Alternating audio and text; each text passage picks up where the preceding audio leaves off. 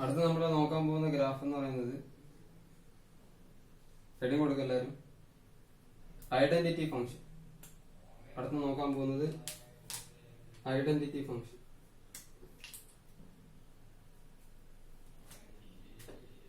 Identity function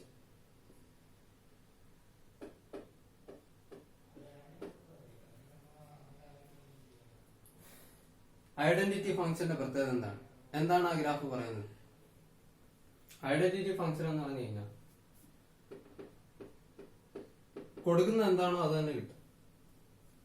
കൊള്ളാം അല്ലെ? Identity function എന്ന് പറഞ്ഞാൽ എന്താണ്? ഏത് വാല്യൂ ആണോ നമ്മൾ എക്സിന് കൊടുക്കുന്നത് ആ വാല്യൂ തന്നെ വൈന് കിട്ടും. അത്ര അങ്ങനെ ഓർത്തിരുന്നാൽ മതി. അതായത് f of x equal to x. അതായത് എക്സിന് 1 കൊടുത്തു കഴിഞ്ഞാൽ വൈയുടെ വാല്യൂ ആണ്, ഫംഗ്ഷനിൽ നിന്ന് കിട്ടുന്നത് 1. എക്സിന് 2 കൊടുത്തു കഴിഞ്ഞാൽ ഫംഗ്ഷനിൽ നിന്ന് കിട്ടുന്നത് 2. എക്സിന് 100 കൊടുത്തു കഴിഞ്ഞാൽ ഫംഗ്ഷനിൽ നിന്ന് കിട്ടുന്നത് 100. എക്സിന് 1 crore കൊടുത്തു കഴിഞ്ഞാൽ ഫംഗ്ഷനിൽ നിന്ന് കിട്ടുന്നത് 1 crore. എക്സിന് √3 കൊടുത്തു കഴിഞ്ഞാൽ ഫംഗ്ഷനിൽ നിന്ന് കിട്ടുന്നത് √3. എക്സിന് -1 കൊടുത്തു കഴിഞ്ഞാൽ ഫംഗ്ഷനിൽ നിന്ന് കിട്ടുന്നത് -1. എന്താണോ കൊടുക്കുന്നത് അത് തന്നെ കിട്ടും. അങ്ങനെ ഒരു ഫംഗ്ഷനെ പറയുന്ന പേരാണ് എന്തെന്ന് പറയുന്നത്? ഐഡന്റിറ്റി ഫംഗ്ഷൻ എന്ന് പറയുന്നത്. അങ്ങനെ ഫംഗ്ഷനെ പറയുന്ന പേര് എന്താണ്? ഐഡന്റിറ്റി ഫംഗ്ഷൻ എന്ന് പറയുന്നത്. മനസ്സിലായല്ലോ എല്ലാവർക്കും? അപ്പൊ നമുക്കൊരു എക്സാമ്പിൾ എടുത്ത് ഗ്രാഫ് ചെയ്ത് നോക്കും. അപ്പൊ ഇവിടെ എക്സാമ്പിൾ ഒന്നുമില്ല, ഡയറക്റ്റ് ആയിട്ട് ചെയ്തേ ഉള്ളൂ, പ്രത്യേകിച്ച് എക്സാമ്പിൾ ആയിട്ടൊന്നുമില്ല. അപ്പൊ നമുക്ക് ഗ്രാഫ് ഒന്ന് വരയ്ക്കാം ഇതിന്റെ. when x equal to 0, x 0 വരുമ്പോ നമുക്കറിയാം y is equal to f of 0 equal to x ന് 0 കൊടുത്ത് എന്തായിരിക്കും കിട്ടുന്നത്? 0 ആയിരിക്കും കിട്ടുന്നത്. അപ്പൊ ആദ്യത്തെ കോർഡിനേറ്റ് എന്താണ്? 0 0. അടുത്തത് when x equal to 1, x ന് 1 കൊടുക്കുമ്പോൾ y is equal to f of 1. കൊടുക്കുന്നത് എന്താണോ അത് തന്നെ കിട്ടും. അപ്പൊ 1 എന്ന് വരും. അപ്പൊ കോർഡിനേറ്റ് എന്താണ്? 1 1. അടുത്ത when x equal to 2, x ന് 2 കൊടുത്തു കഴിഞ്ഞാൽ y എന്ത് തന്നെ കിട്ടും നമുക്ക്? x ന് എന്താണ് കൊടുക്കുന്നത് അത് തന്നെ കിട്ടും. x ന് 2 കിട്ടും. അപ്പൊ 2 2 ആണ് അടുത്ത coordinate. when x equal to 3, x equal to 3 വരുമ്പോ y എന്ത് തന്നെ വരും? f of 3 equal to കൊടുക്കുന്നത് എന്താണ് അത് തന്നെ കിട്ടും. 3 3. when x equal to -1, y equal to f of -1 കൊടുക്കുന്നത് എന്താണോ അത് തന്നെ കിട്ടും. -1. അടുത്ത when x equal to -2, coordinate എന്തായിരിക്കും? നിങ്ങൾ കംപ്ലീറ്റ് ചെയ്യുക. y is equal to എന്ന് പറഞ്ഞ് കംപ്ലീറ്റ് ചെയ്യുക. കോർഡിനേറ്റ് എന്തായിരിക്കും? -2 -2. അടുത്ത coordinate when x equal to -3 യുടെ നിങ്ങൾ കംപ്ലീറ്റ് ചെയ്യുക. -3 -3. അതായിരിക്കും കോർഡിനേറ്റ്. x 100 എടുത്തു കഴിഞ്ഞാൽ കോർഡിനേറ്റ് എന്തായിരിക്കും? 100 100. കൊടുക്കുന്നത് എന്താണോ? എക്സിന് കൊടുക്കുന്നത് എന്താണോ ആ വാല്യൂ തന്നെയാണ് വൈക്കും. എക്സിന്റെയും വൈയുടെയും വാല്യൂ എന്ന് പറയുന്നത് സെയിം ആയിരിക്കും. അതാണ് എന്തെന്ന് പറയുന്നത്? ഏത് ഫംഗ്ഷൻ എന്ന് പറയുന്നത്? ഐഡന്റിറ്റി ഫംഗ്ഷൻ എന്ന് പറയുന്നത്. അങ്ങനത്തെ ഫംഗ്ഷൻ പറയുന്ന പേരെന്താണ്? Identity function. ഭയങ്കര ഇമ്പോർട്ടന്റ് ആണ്. അടുത്ത വർഷമൊക്കെ ഇത് വരും. F of x equal to x. അതാണ് ഐഡന്റിറ്റി ഫംഗ്ഷൻ എന്ന് പറയുന്നത്. പിടികിട്ടുന്നുണ്ടോ എല്ലാവർക്കും? അപ്പൊ നമുക്ക് ഇതിന്റെ ടേബിൾ വരയ്ക്കാം, എന്നിട്ട് ഗ്രാഫ് വരയ്ക്കാം. ടേബിൾ ഞാൻ അവിടെ സൈഡിൽ വരയ്ക്കുവാണ്. X y is equal to f of x equal to x. എക്സിന് 0 വരുമ്പോ 0, 1 വരുമ്പോ 1, 2 വരുമ്പോ 2, 3 വരുമ്പോ 3, -1 വരുമ്പോ -1, -2 വരുമ്പോ -2, -3 വരുമ്പോ -3. ഓക്കെ, ഗ്രാഫ് ഒന്ന് വരച്ചു നോക്കാം.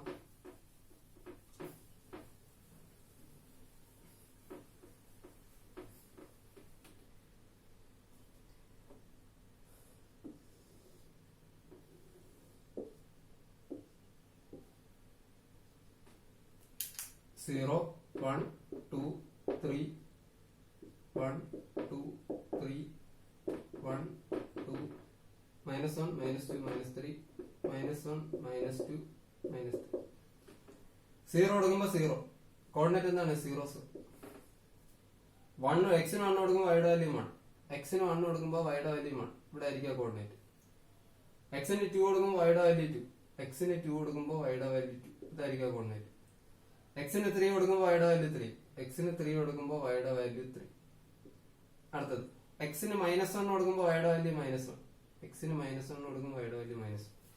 എക്സിന് -2 കൊടുക്കുമ്പോൾ വൈയുടെ വാല്യൂ -2. എക്സിന് -2 കൊടുക്കുമ്പോൾ വൈയുടെ വാല്യൂ -. ഇങ്ങനെയാണ് നോക്കാനുള്ളത്. എക്സിന് -2 കൊടുക്കുമ്പോൾ വൈയുടെ വാല്യൂ -2. ഇതാണ് എക്സിന്റെ വാല്യൂസ്, ഇതാണ് വൈയുടെ വാല്യൂസ്, നെഗറ്റീവ് വാല്യൂസ്. എക്സിന് -3 കൊടുക്കുമ്പോൾ വൈയുടെ വാല്യൂ -3. എക്സിന് -3 കൊടുക്കുമ്പോൾ വൈയുടെ വാല്യൂ -3. ഇതിങ്ങനെ ഒരു straight line passing through the origin ആയിരിക്കും കിട്ടുന്നത്. It's a straight line passing through the origin. അപ്പോൾ ഐഡന്റിറ്റി ഫംഗ്ഷൻ എന്ന് പറഞ്ഞാൽ കൊടുക്കുന്ന എന്താണോ നമുക്ക് അത് തന്നെ ഫംഗ്ഷനിൽ നിന്ന് കിട്ടും. അപ്പൊ ആ ഗ്രാഫിന്റെ പ്രത്യേകത എന്ന് പറഞ്ഞു കഴിഞ്ഞാൽ it is A straight line passing through the origin. അതാണ് ആ ഗ്രാഫിന്റെ പ്രത്യേകത എന്ന് പറയുന്നത്. ഒന്ന് നോട്ട് ചെയ്യുക, ഗ്രാഫൊക്കെ വൃത്തിയായിട്ട് വരയ്ക്കുക. ഡൊമൈൻ റേഞ്ച് എന്താണെന്ന് നോക്കി പറഞ്ഞ് ഡൊമൈൻ എന്തായിരിക്കും? ഡൊമൈൻ ഈസി അല്ലേ?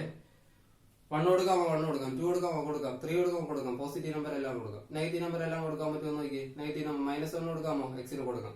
കാരണം y is equal to f of x അല്ലേ, f of x equal to x അല്ലേ. -3 കൊടുക്കാമോ, -3 കൊടുക്കാം. നമ്മൾ കൊടുത്തപ്പോ കിട്ടിയല്ലോ. അടുത്ത റൂട്ട് നമ്പേഴ്സ് കൊടുക്കാമോ നോക്കിയേ. f of root 3 എന്തെന്ന് കിട്ടും, √3 എന്ന് കിട്ടും. f of root 2 എന്തെന്ന് കിട്ടും, √2 എന്ന് കിട്ടും. വാല്യൂ കിട്ടുമല്ലോ. ഇനി ഫ്രാക്ഷൻസ് കൊടുത്ത് നോക്കിയേ. f of 1/2 എന്തെന്ന് കിട്ടും, 1/2 എന്ന് കിട്ടും. f of 1/3 എന്തെന്ന് കിട്ടും, 1/3 എന്ന് കിട്ടും. അപ്പൊ ഇഷ്ടമുള്ള നമ്പർ നമുക്ക് കൊടുക്കാം. ഇഷ്ടമുള്ള നമ്പർ കൊടുക്കാമെങ്കിൽ ഡൊമൈൻ എന്ന് പറയുന്നത് എന്താണ്, R ആണ്. റേഞ്ച് ഈസി ആയിട്ട് പറഞ്ഞൂടെ. കൊടുക്കുന്നത് എന്താണോ അത് തന്നെ കിട്ടും. കൊടുക്കുന്ന റിയൽ നമ്പർ ആണ്. അപ്പൊ കിട്ടുന്നത് എന്ത് തന്നെ ആയിരിക്കും, റിയൽ നമ്പർ തന്നെ ആയിരിക്കും. അതല്ലേ, ഇഷ്ടമുള്ള നമ്പർ കൊടുക്കുകയാണെങ്കിൽ നമ്മുടെ റിയൽ നമ്പറിൽ ഏത് നമ്പർ കൊടുത്തു കഴിഞ്ഞാൽ ആ നമ്പർ തന്നെ നമുക്ക് അവിടെ നിന്ന് കിട്ടും, ആ ഫംഗ്ഷനിൽ നിന്ന്. അപ്പൊ അതുകൊണ്ട് കൊടുക്കുന്നത് എന്താണോ അത് തന്നെ കിട്ടും. കൊടുക്കുന്നത് റിയൽ നമ്പർ ആണ്. അപ്പൊ റേഞ്ച് എന്ത് തന്നെയാണ്, റിയൽ നമ്പർ ആണ്. അപ്പൊ ഇതിന്റെ റേഞ്ചും റിയൽ നമ്പർ ആണ്. എല്ലാവർക്കും പിടി കിട്ടുന്നുണ്ടോ? ഓക്കെ, ഇതൊന്ന് നോട്ട് ചെയ്യാം. ഐഡന്റിറ്റി ഫംഗ്ഷൻ കഴിഞ്ഞു. അടുത്ത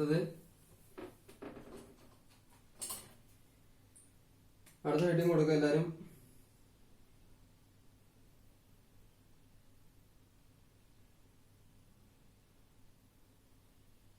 ക്വാഡ്രാറ്റിക് ഫംഗ്ഷൻ. അടുത്ത ഹെഡിങ് കൊടുക്കുക quadratic function.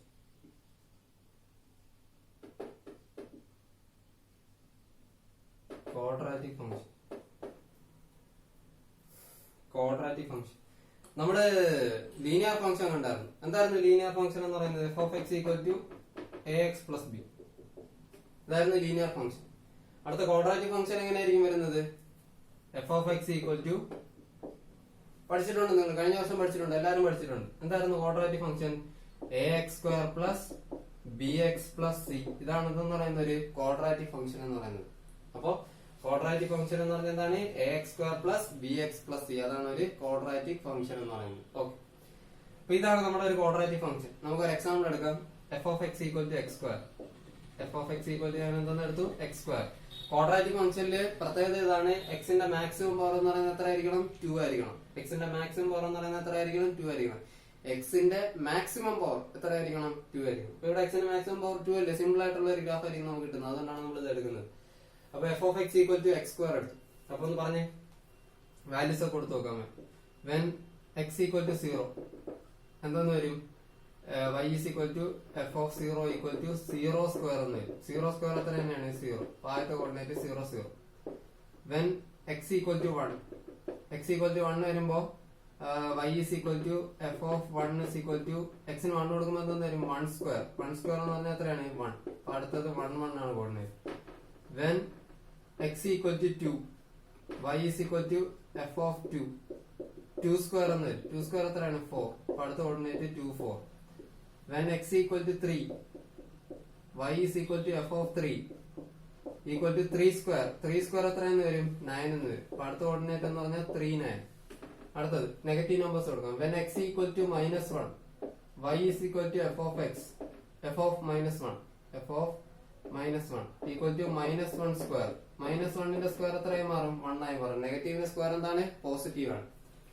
when x equal to -2, ശ്രദ്ധിച്ചോളാം, നെഗറ്റീവിന്റെ സ്ക്വയർ എന്താണ്, പോസിറ്റീവ് ആണ്. ഇനി അത് നമ്മൾ വേറെ ഒരെണ്ണം പറയുമ്പോൾ അത് ഇമ്പോർട്ടന്റ് ആയിട്ട് വരും. അതുകൊണ്ടാണ് ശ്രദ്ധിച്ചോളാം. x equal to -2 വരുമ്പോ y is equal to f of -2, അതായത് -2ന്റെ സ്ക്വയർ. -2ന്റെ സ്ക്വയർ എത്രയാണ്, 4 ആണ്. ശ്രദ്ധിച്ചോളാം, നെഗറ്റീവ് വരുന്നില്ല. -2ന്റെ സ്ക്വയർ എത്രയാണ്, 4 ആണ്. അടുത്ത when x equal to -3, when x equal to -3, y is equal to f of -3 equal to -3 the whole square. -3 the whole square എത്രയെന്ന് വരും, 9 എന്നായിരിക്കും വരുന്നത്. ഇപ്പൊ ടേബിൾ എന്ന് പറയുന്നത് നമുക്ക് x, f of x equal to എന്താണ്, x². 0 വരുമ്പോ 0, 1 വരുമ്പോ 1, 2 വരുമ്പോ 4, 3 വരുമ്പോ 9, -1 വരുമ്പോ 1, -2 വരുമ്പോ 4, -3 വരുമ്പോ 9. ഇതാണ് നമ്മുടെ ടേബിൾ ക്രിയേറ്റ് ചെയ്യുക.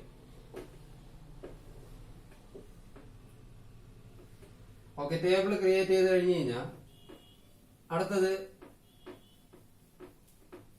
ഇതിന്റെ ഗ്രാഫ് വരയ്ക്കണം, ഡൊമൈൻ പറയണം, റേഞ്ച് പറയണം.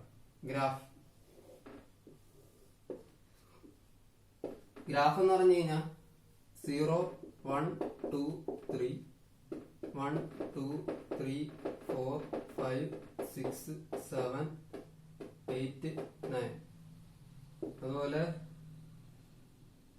-1 -2 -3 -1 -2 -3. 0 കൊടുക്കുമ്പോ 0 തന്നെയാണ്. അപ്പൊ ഇതാണ് കോർഡിനേറ്റ്. 1 കൊടുക്കുമ്പോ 1 ആണ്. 1 കൊടുക്കുമ്പോ 1. ഇതാണ് പോയിന്റ്. 2 കൊടുക്കുമ്പോ 4. x2 വരുമ്പോ y-യുടെ വാല്യൂ 4. ഇതാണ് പോയിന്റ്.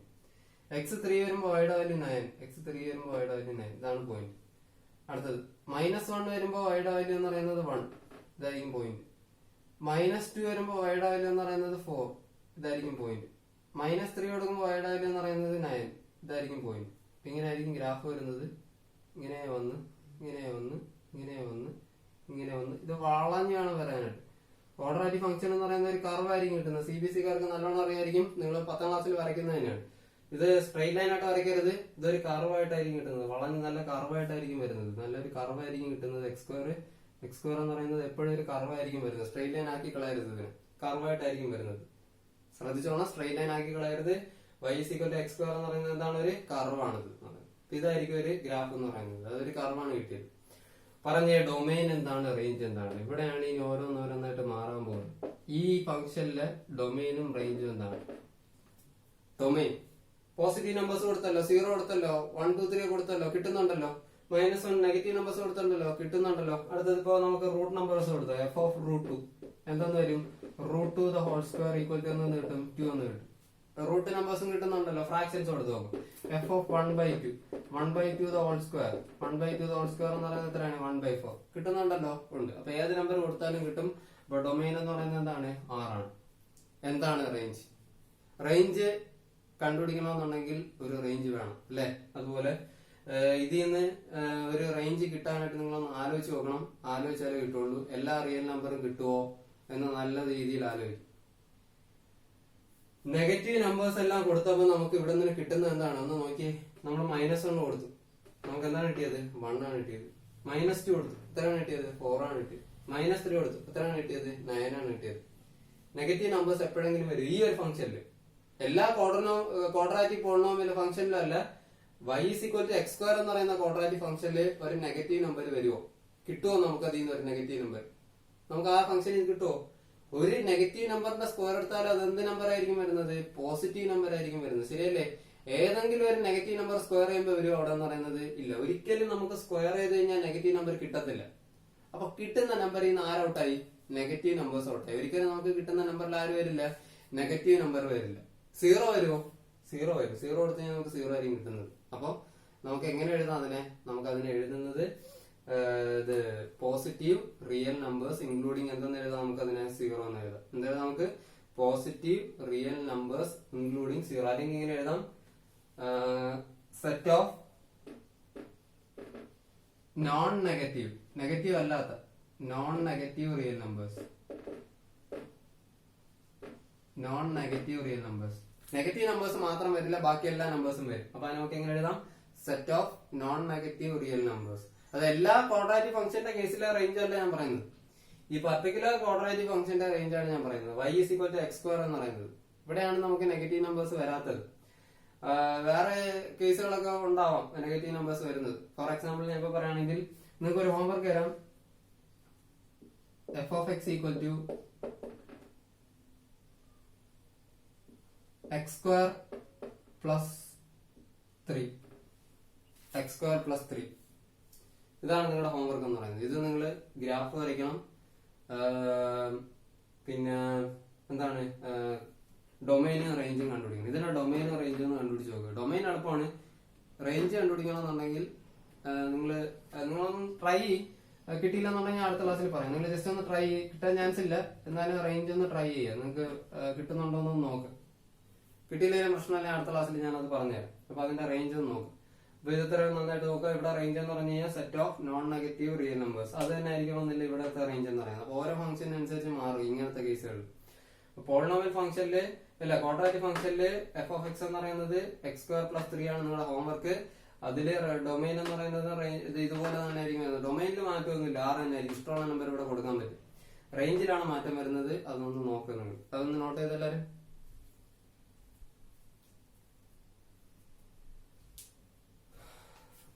ഇന്നത്തേക്ക് ഇത്രയാണുള്ളത്. അടുത്തത് നിങ്ങൾ പറഞ്ഞ ഹോംവർക്ക് ആയിട്ട് വേറെ ഒന്നും ചെയ്യണം. ക്യൂബിക് ഫംഗ്ഷൻ ഹോംവർക്ക് ആയിട്ട് ചെയ്യണം. Cubic function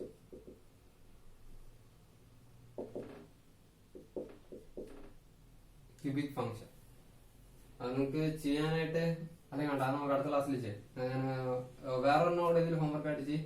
f of x equal to x square minus 2. f of x equal to x square minus 2. അപ്പൊ അടുത്ത ക്ലാസ്സിൽ നമുക്ക് ക്യൂബിക് ഫംഗ്ഷൻ ചെയ്യാം. ക്യൂബിക് ഫംഗ്ഷൻ ചെയ്തിട്ട് റാഷണൽ ഫംഗ്ഷൻ ഉണ്ട്, മോഡുലസ് ഫംഗ്ഷൻ ഉണ്ട്. അടുത്ത ക്ലാസ്സോടെ ഈ ഫംഗ്ഷൻസിന്റെ ആ ഒരു സംഭവം കഴിയും. എന്നിട്ട് ബാക്കി കാര്യങ്ങൾ ഇതിലുള്ള കുറച്ച് പ്രോബ്ലംസ് ഉള്ളത് ചെയ്ത് തീർത്തിട്ട് നമുക്ക് അടുത്ത ചാപ്റ്ററിലോട്ട് പോകും. അപ്പൊ ഇതൊന്ന് നോട്ട് ചെയ്യാം എല്ലാവരും. ആ ഫംഗ്ഷൻസ് ടൈപ്പ് നോക്കുക, ഗ്രാഫ് വരയ്ക്കുന്നത് ശ്രദ്ധിച്ച് നോക്കുക. ഈ ഡൊമൈൻ റേഞ്ചും കണ്ടുപിടിക്കുന്നതാണ് കേട്ടോ ഇമ്പോർട്ടന്റ്. ഈ ഗ്രാഫ് വരയ്ക്കുന്നതിനേക്കാളും ഡൊമൈൻ റേഞ്ചും കണ്ടുപിടിക്കുന്നതാണ് ഇമ്പോർട്ടന്റ് എന്ന് പറഞ്ഞത്. അപ്പൊ നമുക്ക് അത് കുറച്ച് ക്വസ്റ്റ്യൻസ് ചെയ്യുമ്പോൾ ക്ലിയർ ആവും. നമുക്ക് അതിലോട്ട് വരാം. ഓക്കെ.